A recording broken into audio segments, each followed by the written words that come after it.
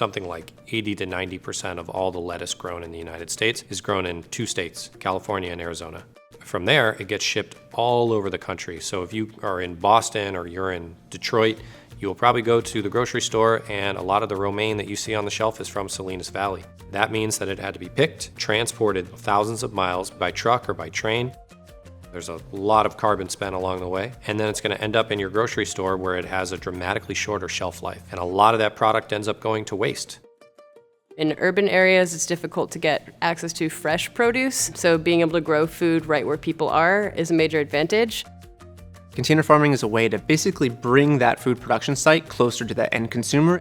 The container is about 40 feet by 10 feet by 8 feet. Essentially, it's a big metal box. Within the 320 square footprint of the farm, we are able to grow equivalent to about 2 acres of farmland in its annual production because we're quite literally stacking the plants on top of each other. So we're taking that farmland and we're turning it right on its end and really maximizing that vertical space inside the container.